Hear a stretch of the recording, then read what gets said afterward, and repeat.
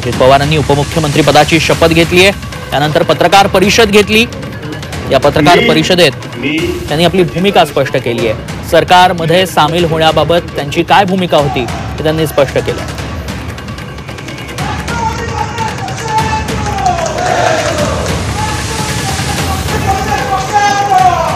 अजित पवारांच्या पत्रकार परिषदेनंतर नेमकं काय अजित पवारांना म्हणायचंय या संदर्भात विश्लेषण करूया। सर, आजच्या घडामोडींचा जर टेक अवे काढायचा झाला तर अजित पवार यांचा पूर्ण होल्ड आहे राष्ट्रवादीवर असं म्हणायला जागा आहे आता? मुख्यतः 43 आमदारांपैकी 40 आमदार हे राष्ट्रवादी काँग्रेसचे या ठिकाणी अजित पवारांबरोबर हे चित्र स्पष्ट झालेलं आहे। या ठिकाणी कोण बरोबर नाहीये तर या ठिकाणी जयंत पाटील हे बरोबर नसल्याचं स्पष्टपणे चित्र आहे। जयंत पाटील जे प्रदेशाध्यक्ष होते, सध्या आहेत, ते असतील की नाही हा प्रश्न कायम आहे आणि हे प्रदेशाध्यक्ष पदही आता जयंत पाटलांच्या वाटेला जाण्याची शक्यता आहे आणि त्यामुळे या ठिकाणी पक्ष हा अजित पवारांनी टेक ओव्हर केला असंही म्हणणं शक्य आहे। पण मूळ या पक्षाची ओनरशिप ज्यांच्याकडे आहे ते शरद पवार। शरद पवारांबद्दल ज्या वेळेला त्यांना विचारलं गेलं की शरद पवारांचा आशीर्वाद आहे का, शरद पवारांशी चर्चा झाली आहे का, आपण शरद पवारांशी फोनवर चर्चा केली आहे का, त्यावेळेला आपण सर्व नेत्यांशी चर्चा केली आहे असं सांगून त्यांनी उघडपणे शरद पवारांशी आपली चर्चा झाली आहे हे सांगितलेलं नाही। त्यामुळे शरद पवारांचा आशीर्वाद आहे असंही सांगताना मात्र त्यांचं नाव या ठिकाणी अजित पवारांनी घेतलेलं नाही। त्यामुळे उघडपणे पाठिंबा जरी शरद पवारांचा नसला तरी छुपा पाठिंबा शरद पवारांचा आहे असं म्हणायला जागा या ठिकाणी अजित पवारच स्वतः तयार करून देतात।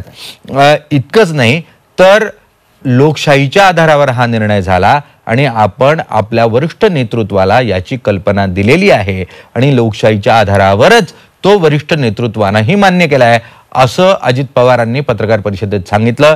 मात्र तिथेही वरिष्ठ नेतृत्व म्हणजे शरद पवार साहेब का याचं उत्तर त्यांनी स्पष्ट केलेलं नाही। त्यामुळे फक्त वरिष्ठ नेतृत्व अशा स्वरूपाची उत्तरे या ठिकाणी देण्यात आलेली आहेत। वरिष्ठ नेतृत्व म्हणजे कार्याध्यक्ष असलेले प्रफुल्ल पटेल का, की कार्याध्यक्ष असलेल्या सुप्रिया सुळे, की मग राष्ट्रीय अध्यक्ष असलेले शरद पवार, याचं स्पष्टीकरण या ठिकाणी अजित पवारांच्या माध्यमातून आलेलं नाही।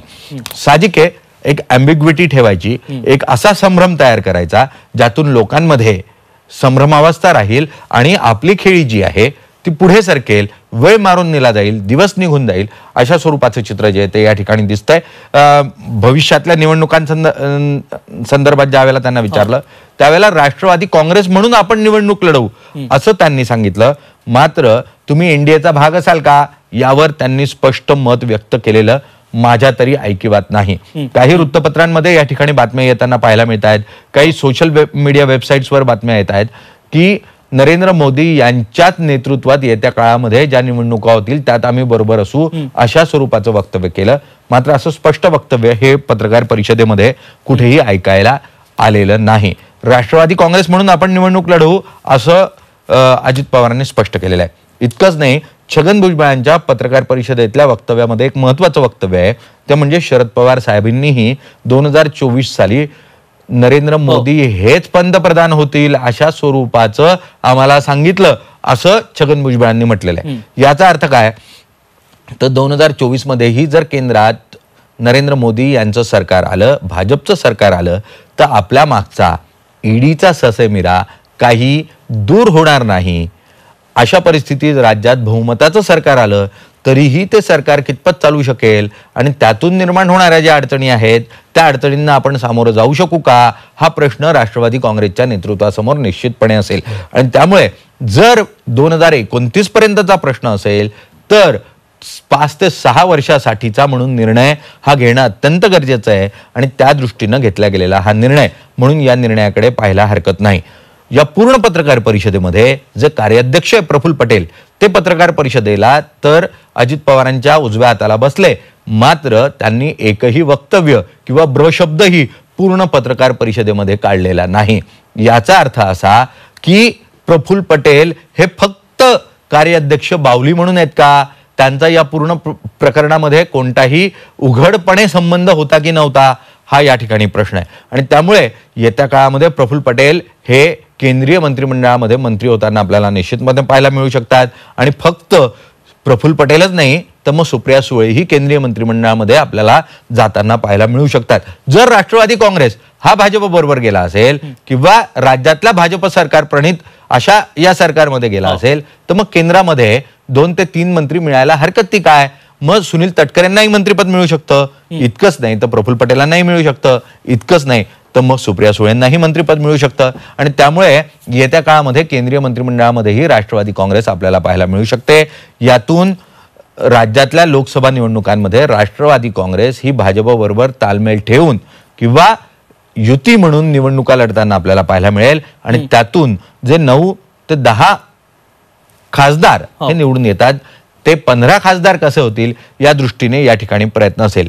जास्तीत जास्त ताकद या निमित्तानं राष्ट्रवादी काँग्रेसनं आपली वाढवावी या दृष्टीने राष्ट्रवादी काँग्रेसचे प्रयत्न निश्चितपणे होताना पाहायला मिळतील. आणि त्याची ही सुरुवात म्हणून आपण या शपथविधीकडे बघू शकतो. अगदी सर, आता ह्याच अनुषंगाने अनेक प्रश्न खरं तर उपस्थित झालेले आहेत. जसं आता तुम्ही म्हणालात की ईडीचा ससेमिरा जर आपल्या मागे लागणार असेल तर सर्व्हायव्हलचा जर प्रश्न येत असेल तर गिव्ह अँड टेक होणार आहे येत्या काळात सुद्धा.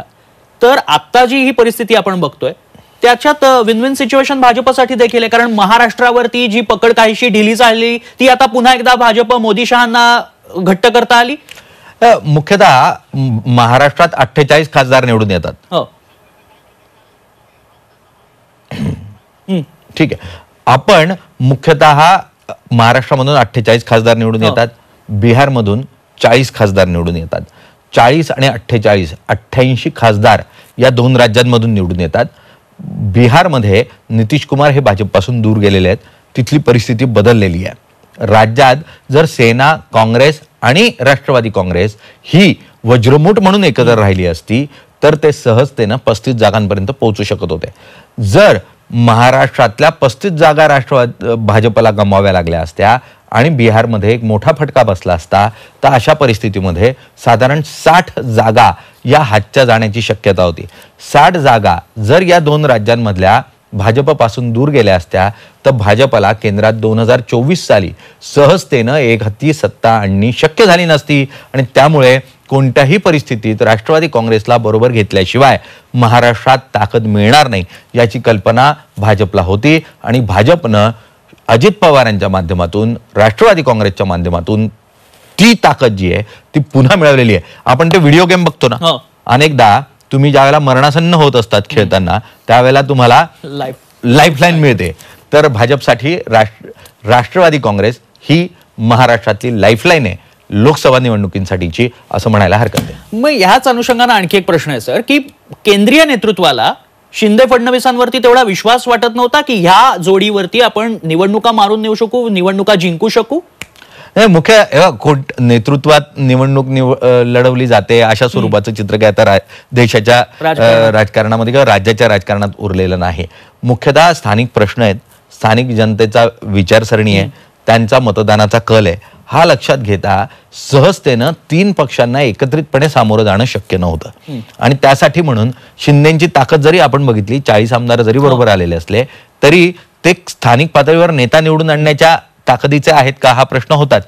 आणि त्यामुळे राष्ट्रवादी काँग्रेस सारखा बलाढ्य पक्ष बरोबर घेऊन भाजपनं या ठिकाणी पुढच्या 10 ते 15 वर्षाची सत्ता महाराष्ट्रातली ही आपल्याकडे लिहून घेतली असं म्हणायला काही हरकत नाही. आणि इतकंच नाही, फक्त भाजपने नाही तर राष्ट्रवादीनेही पुढच्या 10 ते 15 वर्षाची सत्ता जी आहे ती त्या 7-12वर आपलं नाव जे आहे ते या ठिकाणी लिहिलं असं आपण या ठिकाणी म्हणू शकतो. अगदी सर, आता तुम्ही हा मुद्दा आणलाच आहात त्या अनुषंगाने आहे प्रश्न, की थोडक्यात आता सगळेच मार्ग सुकर होतील कारण निवडणुका खोळंबलेल्या आहेत. त्यापूर्वी सर हा प्रश्न घेऊच आपण, जसं आता तुम्ही म्हणालात की आता एक स्थिर सरकार आलेला आहे, राष्ट्रवादीचा पर्याय देखील भाजपनं सोबत घेतला, त्यामुळे एक सक्षम पर्याय आता राज्यात आहे.